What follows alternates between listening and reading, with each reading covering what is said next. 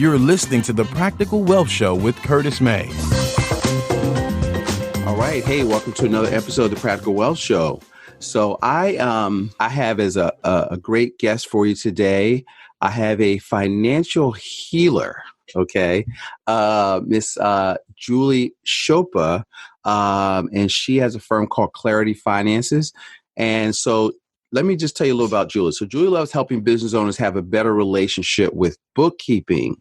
And so one of the things we're going to talk about as you build your financial team, one of your starting 5 is your bookkeeper. And I believe bookkeeping should be separate from accounting. Like, I think you need both. And so she helps them have a better relationship with their finances.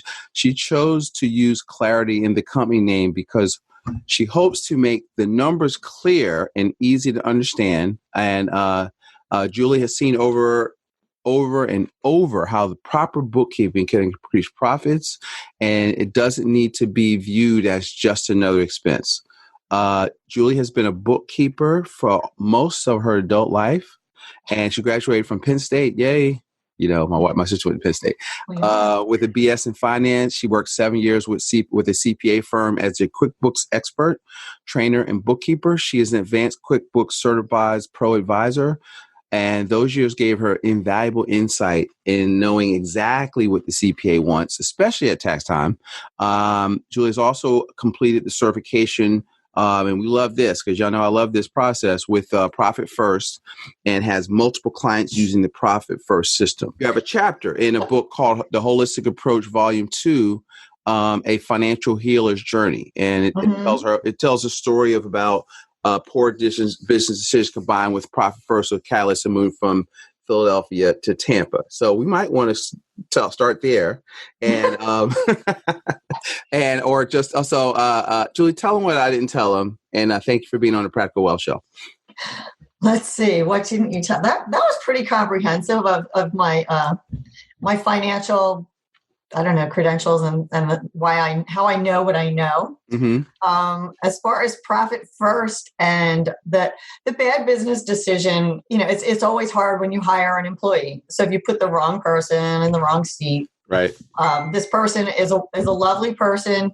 It's just she was not the right person for what I needed. I needed somebody who was really going to grow my company, and she was somebody that would have been really good at maintaining systems that were already there.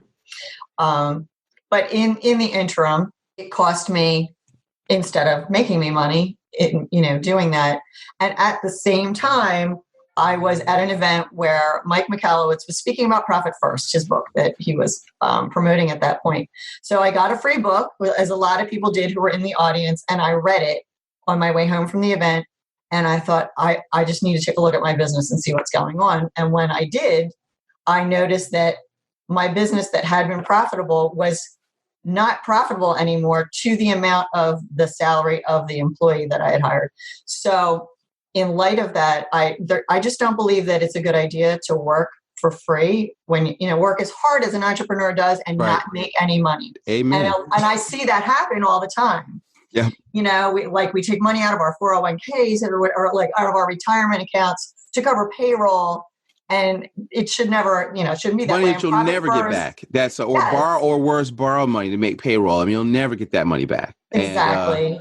And to what one of the things Mike says, or I think I've heard it, but it's like your business will eat up all the money you'll give it if you let it. If he wasn't the first one to say it, he probably pulled that in because he's curated a whole bunch of stuff. He researched and studied to put that book together. Yeah. But yes, that's definitely part of that. That's his mission is to eradicate entrepreneurial poverty. Right. So if you're working really hard and you're not making money in your business, what is the point? Yeah. So I was looking at that. Yeah. And I'm like, go ahead.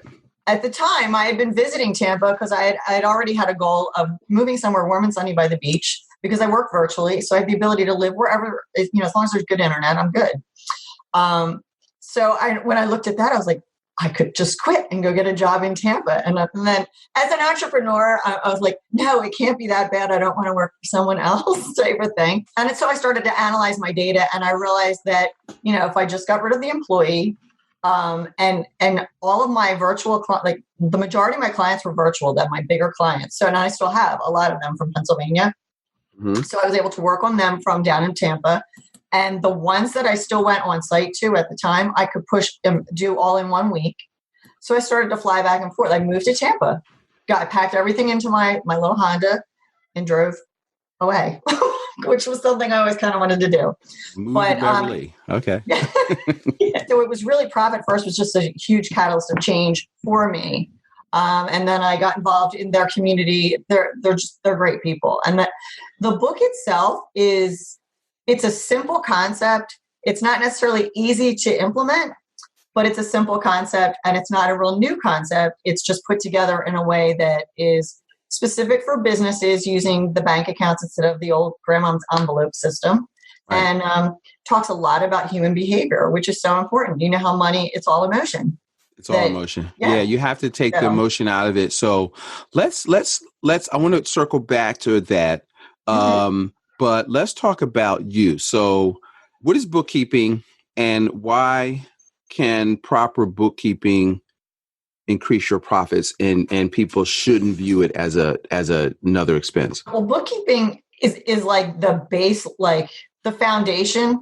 You can't analyze your data if you don't have good data. You can't know where you've been. Like you have to know where you are to plan where you're going. All of those kinds of things that are like the more fun part, I guess, is, the goal setting and everything. You really need to have that financial foundation and know exactly where you are, where your money's going. And you need to look at it regularly. As a business owner, it depends on the size. If you have a team to be putting all this data together, that of course is always nice. But it's really important to make sure that you're paying attention to it in some way. So that's something that I'll work with people, depending on how big their company is and whether they're the one actually physically doing the books themselves, whether I do it for them, or whether I'm training someone there.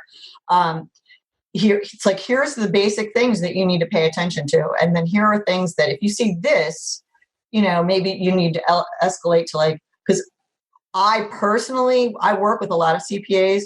So when I see something, it's like, this is a CPA question, but I can alert my clients and show them what to look for to go and get that additional information. Or here, I'm seeing this trend. What other analysis should we do? And then it's like, let's find somebody that does more in-depth analysis, or who's the expert in that industry. So it's like the starting point is having that information. Right. So let me. So, all right. So now what happens is, think about this. You all have revenue and you've got expenses, right? Mm-hmm. That's your income statement. If you were personal finance, that's your budget. And so what happens is your money comes in, revenue, and then you've got expenses. And where is that? Because people say stuff, I don't know where it all goes. See, If you're saying stuff like that, you need a bookkeeper. Okay. Exactly. And yesterday. But it's like, because there's expenses, but see, there's productive expenses, there's consumptive expenses, there's different type of expenses. So, if you're investing in, let's say you're doing Facebook ads, that's a productive expense. I would actually look at that as an investment, but it is a cost. But that cost, if you're doing that, then I have a friend of mine that probably spends $1,000 a month in Facebook ads, but it makes him like $10,000. So exactly, you have to, but you need to know your books to know that. Exactly. That, yes. So, and because I've also seen, on the other hand, just personal story, because I was trying to get them to talk to you, whereas people had a pretty decent sized business, wasn't paying attention, had an in-house person, and it got away. They're writing themselves checks. They were, you got to know where your money's going, and it was a big expense. And, you just can't hand it off. They need to work. If you're working with you, y'all need to be in discussion about your numbers, about and I think as a business owner, like I would want with dashboards, like, things here are my key what they call KPIs, key performance indicators, and you want to look at that. And so working together, you would help them, or y'all would work together to determine what are the things that you need to look, the reports the owner needs to see on a weekly or monthly basis. Yes. And then there's also, as far as when you have someone else doing the work, there's things that you can look at. There's that don't take the business owner a ton of time. It's just that if you do this regularly, you'll be able to tell. Like it, and in fact, if the person knows that there are proper controls, those are like accounting controls. That if those controls are in place, that usually lessens the temptation anyway, because it's like, oh, I'm not going to be able to get away with it. Right. So because the numbers tell a story, and most people, business finance, personal finance, don't know the story their numbers are telling them. That's the part I like. That's the fun part. Yeah. So it's not just another expense. What are some of the I guess the bottlenecks or the challenges that you see as that are facing most entrepreneurs? Are there any common things you see over and over again when you're working with people, or you're getting them started and getting them set up, maybe? I would say the thing I see the most for entrepreneurs, a lot of entrepreneurs get into business because there's something that they're good at, something that they love, and people start paying them to do it, and they don't even see themselves as a business yet. So they don't put everything in place. They just start doing and making money, and then they have to go back. But so at that point, usually they're very busy. And you do, because I see this in myself as well, we all do what's easy for us to do first, unless we make a concerted effort not to. But it's so easy for the bookkeeping to be put on the back burner. You know, and you talk to your other entrepreneurial friends, oh, just get QuickBooks, it's easy. And of course, Intuit says they're easy too, the makers of QuickBooks. Right. So everybody gets QuickBooks and they start downloading information, but they don't really do it regularly. They don't necessarily know what they're looking at, whether it's set up right, because it's really easy to make a mistake, and then QuickBooks will learn it wrong and it will repeat it.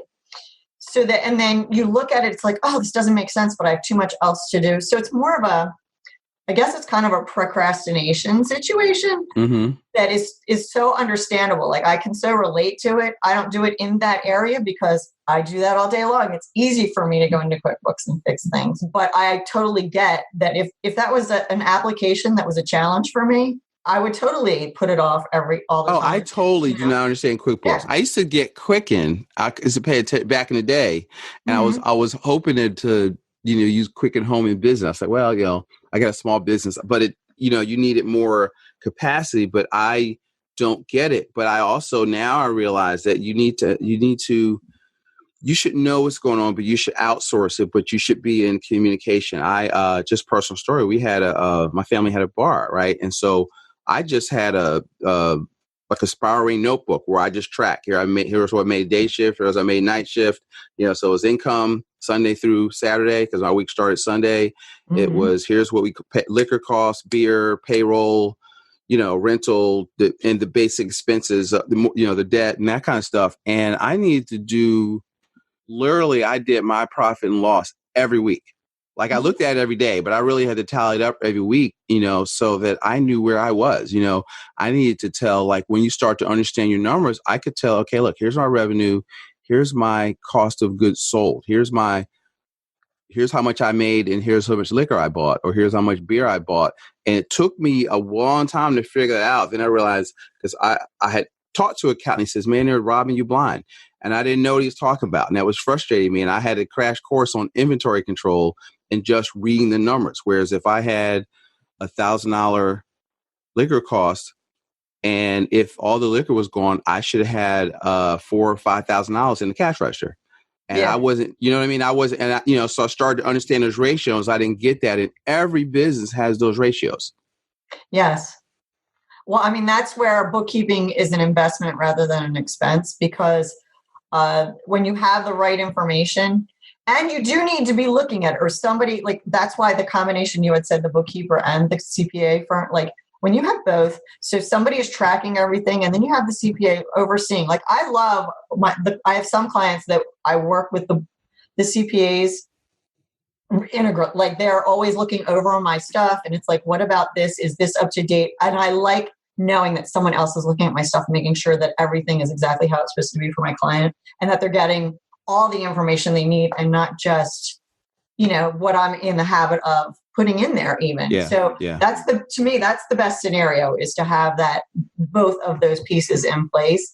And then they will, just looking at the numbers. I mean, for me, even before this, I always am looking at my clients' numbers to look for trends. It's like, what's going on here? How come this is more? Or, if we set it up this way, you could save money on this. Or are you really using this cost? Like things that you could do it yourself if you took the time. Right. But, you have to have the numbers to look at, and you have to look at them.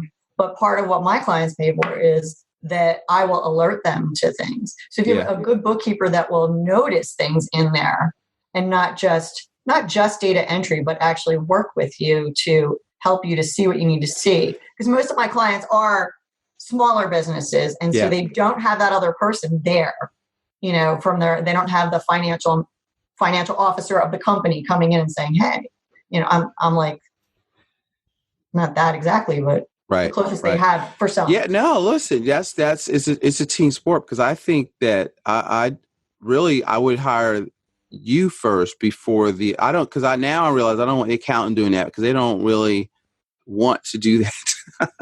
One, and I want them to be more of a tax strategist. So the thing that our job as entrepreneurs is to keep good records. Okay. Mm-hmm. And so you can justify. So if you know where it all is, then your tax strategist can help you. Okay. Here's the best way to, especially if you have in a situation where you can help them. I tell people I don't like budgeting. I like forecasting. Right. So now it's like, all right, you got certain static bills that are going to be the same, and things that fluctuate. So I guess we can, because one of the things I loved about you when we first met is that you get profit first. So most people don't get that. And once you start doing it, to me, it's really very simple. So when you read it, I guess we'll talk about that a little bit, because I think that's what makes you one of the things that makes you special. There's a lot of things that make you special, Julie. But let's talk about, if you care to go there, profit first a little bit, because I think that the fact that you understand that is major. So from your standpoint, what is profit first? And we're talking about, so just in the show notes, Profit First by Mike Michalowicz is a book. Basically, it's envelope system for business owners. Electronically. But what did you like about it? And then how do you help people get their mind around it? Because a lot of people think it's work, but whereas you got to get somebody that's receptive to some of the extra transactions that it creates. So your thoughts, what do you like, and how do you help people facilitate that? I like it because it really, like I had said before, it leverages human behavior, and it kind of, for people, because so many people run their business by looking at their bank accounts. Yes. When you're using Profit First and you set it up right, you can get away with doing that and not hurt yourself in the same way as you do if you're just looking at one operating account and you're not setting money aside for the things that you're going to need to spend money on later, like paying yourself and your taxes. You're not setting, so Profit First tells you, the main thing is like, you need to take your profit first, because having a profit is part of having a healthy company that's sustainable. Just that whole concept, to me, that made sense. Taking your profit first to me is like, oh yes, it's like putting on the oxygen mask first, even that kind of concept. To a lot of people I talked to, they felt that was being, selfish, or, you're only worried about profit. They didn't like the way that was, which is a mindset thing that. Oh, I know. Listen, I got to smack the socialism out of business owners. A lot of times I spend my time doing that. If you want to keep your employees working, you want to keep serving your customers, you need to keep your business healthy. You need to take your profit first. So that whole concept, I love that. So tell them the difference between what is taught and then what Mike is talking about, like GAAP accounting. Oh, GAAP, it's you take your revenue minus your expenses, and what you have left over is your profits. Well, a lot of times we spend all our money and we have nothing left over, or we're using credit cards because there's nothing left over and we still have expenses. So what this does is it's like, no, let's take your profit out first. Let's take out money so that you make sure you get paid, because as I said before, nobody wants to work really hard and end up having nothing to show for it. You deserve to get paid for all of the work that you're doing. That's why we pay yourself as an employee, get a payroll, and you've got the business there. A draw, yeah. Yeah, but you want to. And so then you can help them track that. But but you got to pay yourself. You got a life. You got a life separate from the business. That the business is there to serve sustain. you. To sustain your life. Okay. You're not there to work so your employees can, we had a bar. I found I was working so that they could have a little private club and sit up and watch cable, and have, drinks with their friends. It's like, I'm not making any money. I'm just making sure y'all get a check every week, because in my thought that I have to sacrifice because I've got to make sure all of my people get paid because they're depending on me, which is true. But that is, but you're not going to be able to sustain that. That's right. If you don't pay yourself. We all going out of business. If I don't have any money, there's no reason for us to do this, and we're going out of business. So you profit is if you're doing it. See, the profit is not an evil thing. No. And so that's that. You got to get over that. That's a whole other show. So I ain't going to go there. But so get over yourself and understand profits are good. Profits mean you're creating. Because if you're creating value in the marketplace, then people will buy your stuff. So you're not hurting anybody, and you're there to make a profit. You're there to be, if you're not in business to be economically independent, then you'll get a job. I don't even know why you're putting yourself through all the crap you got to go through to be a business owner if you don't pay yourself. Well, the third thing that they want you to, of the basic accounts when you start, the third thing is setting aside money for your taxes, because you're going to be profitable, which means you're going to have to pay taxes. And that's another mindset thing.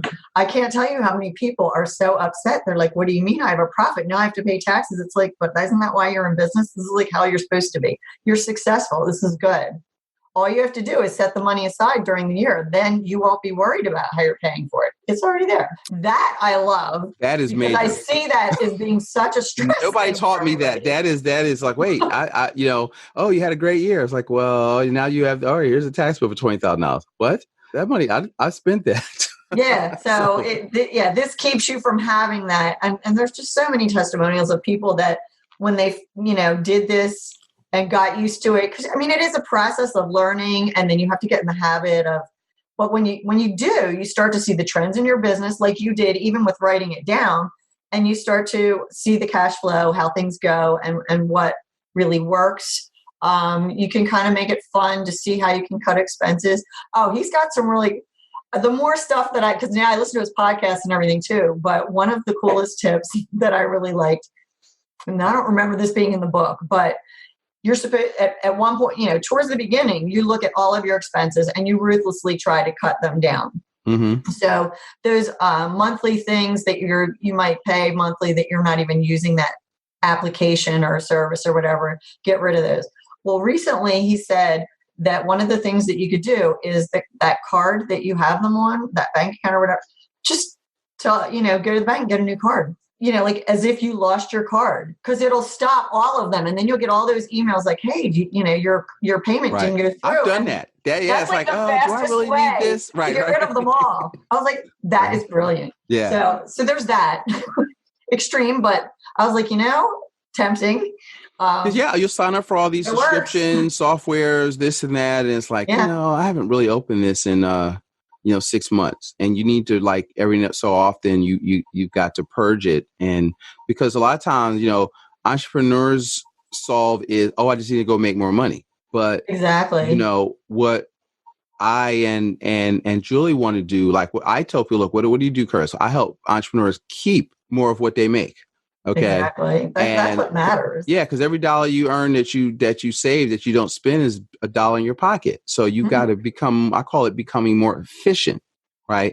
And so looking at bookkeeping is about efficiency. So even if you don't make more money, but if you can become more efficient and stop wasting money, then you're better off. Now, when you make more money, now you're going to keep it, because now you've got better systems. And that will keep you in business longer. So talk about paying yourself. Oh, well, it depends where you are on your business and how your business is set up, how you're required to pay yourself and how it benefits you. Like for people that are like, my company is structured as a single member LLC when I started. Mm-hmm. And that means that I have to take a draw. I actually am not supposed to be on payroll. However, if I decide to become an S Corp, then the owners are required to be on payroll.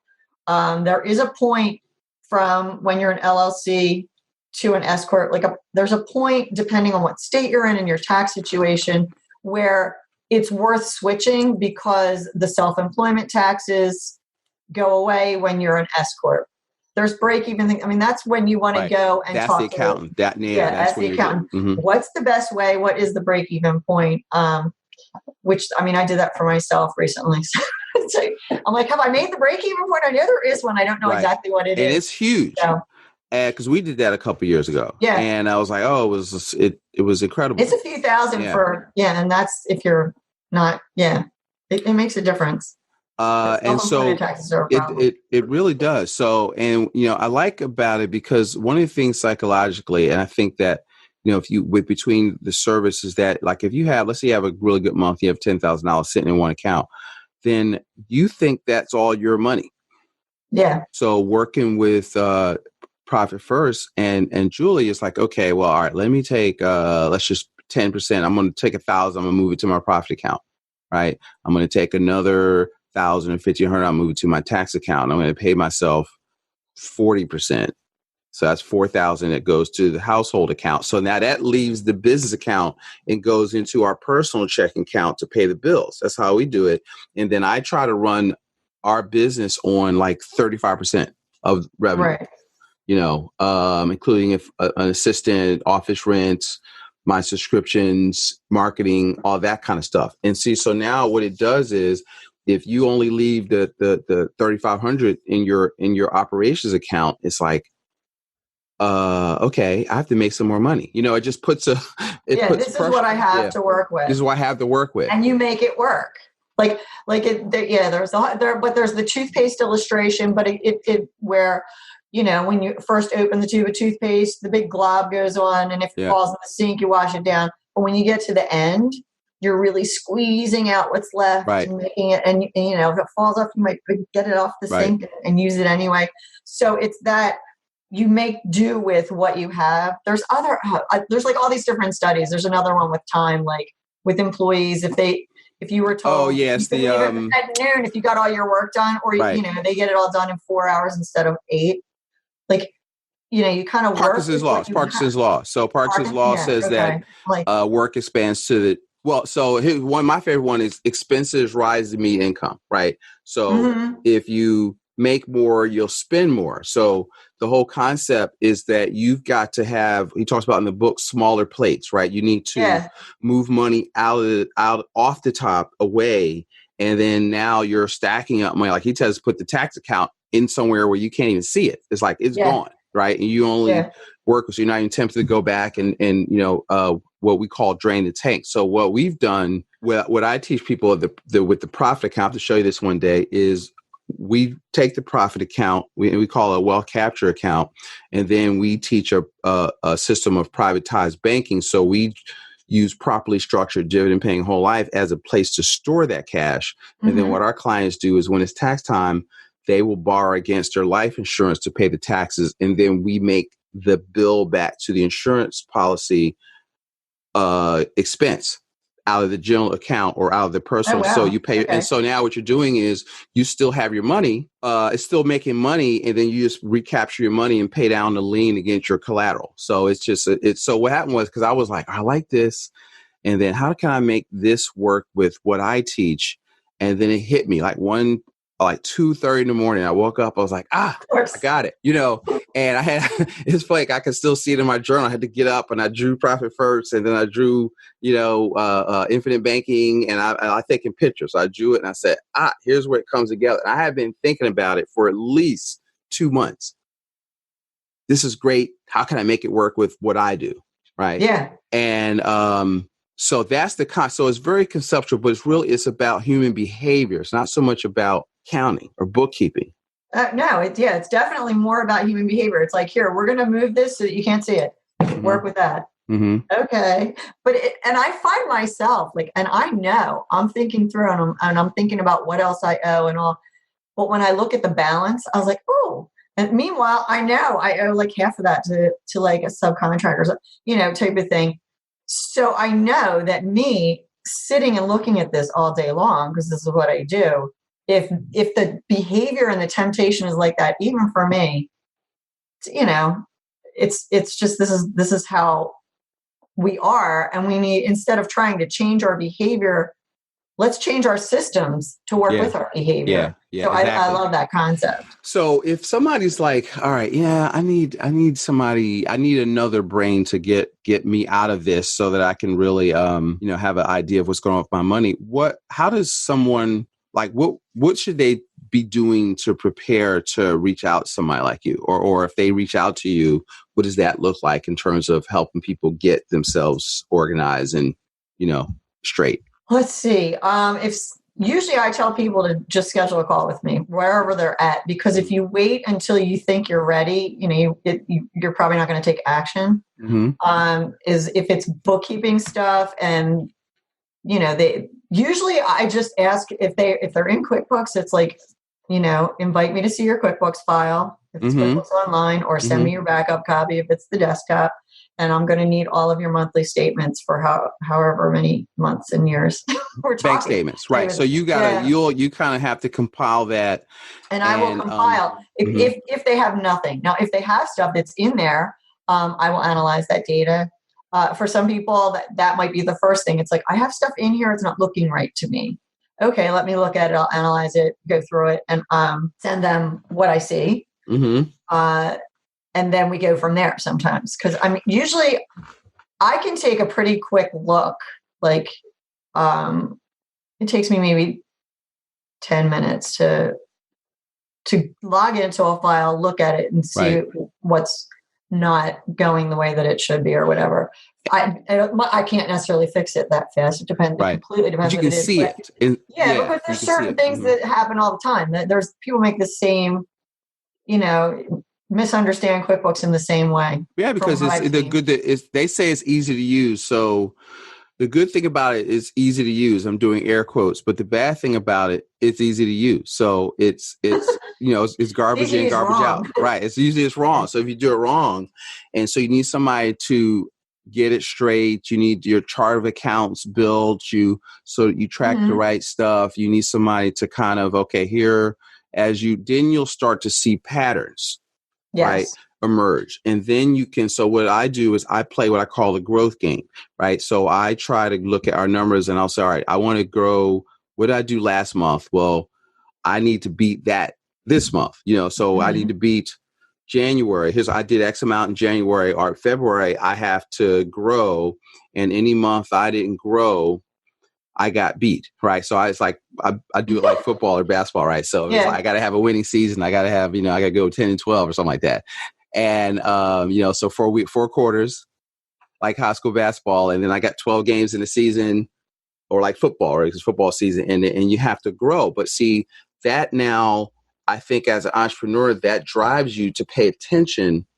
And then you're looking at, I did this marketing campaign, and then you'll begin to see that, I did this, and now you see that show up in revenue. Yes. Well, yeah, that just makes me think of, if you're working with people that are helping you with growing your business, with marketing and that type of thing, I think it's really important to look for people who will also help you see what kind of results you're getting and whether you're getting a return on your investment somehow, some way. Because there's a lot of people out there that will do social media, will do do a web design and do marketing coaching and stuff. And not everybody ties it back to whether you're actually getting results. And I think that's really important. Oh, yeah, because they'll put you out to, I just need you to give me, we'll run your agencies, and if you just give us $1,500 a month, and in 6 months, you should start seeing results. Really? I don't think so, because that's not how it's supposed. Working is an investment, not a cost, So if you're taking that long to show results, then they don't know what they're doing. And see, so if you're in touch with not in today's.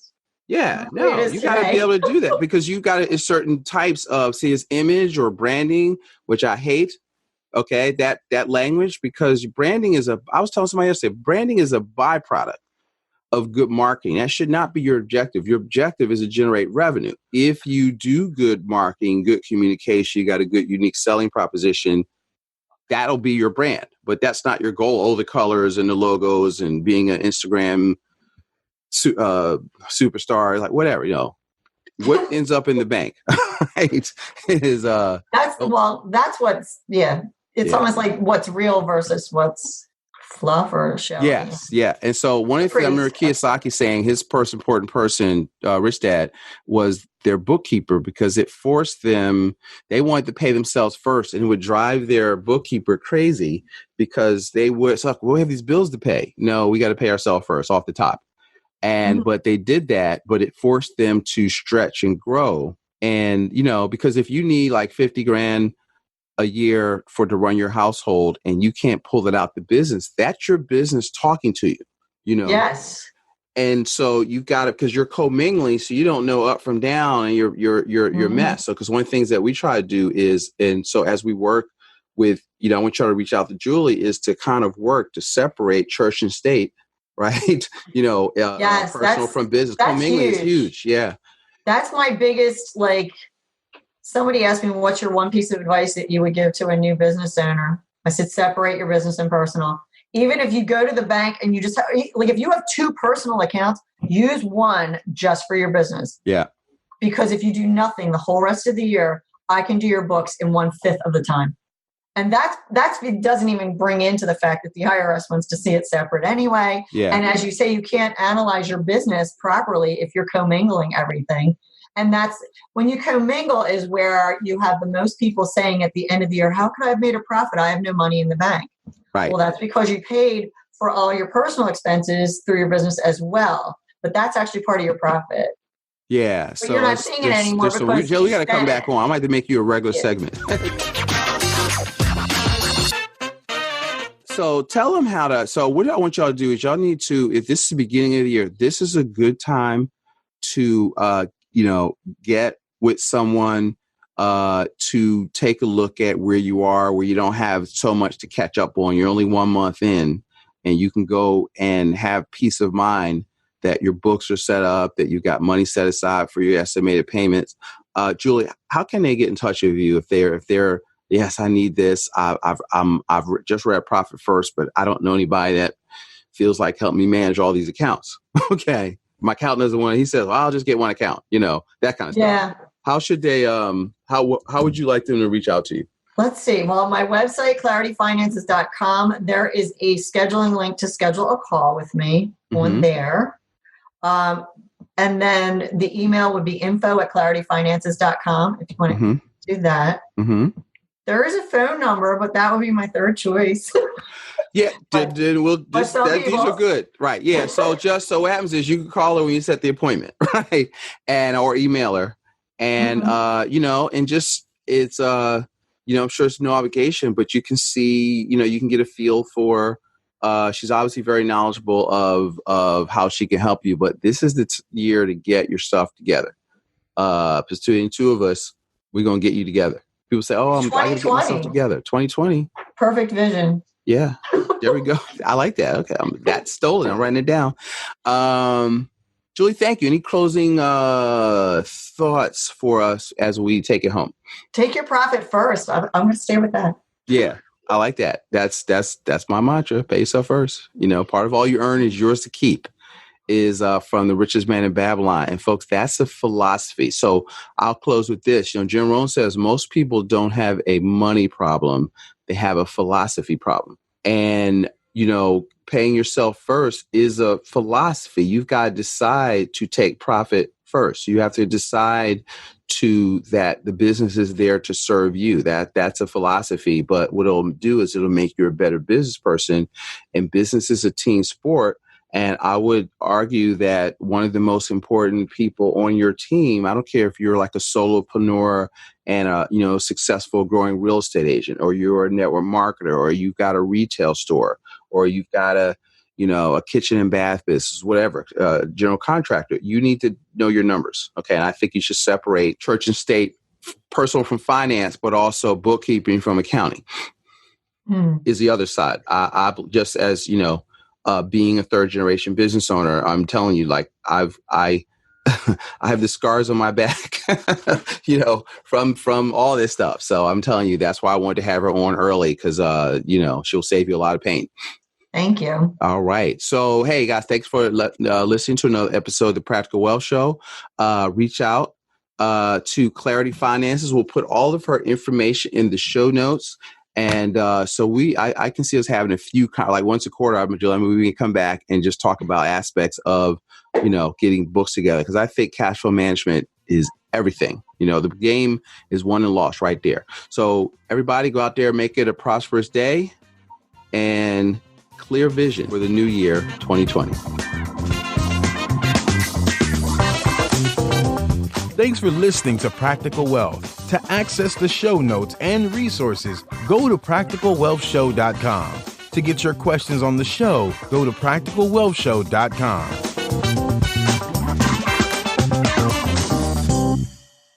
This show is for entertainment purposes only. Before you make any investment decisions, consult a professional. This show is copyrighted by Practical Wealth. Written permission must be granted before syndication or rebroadcasting.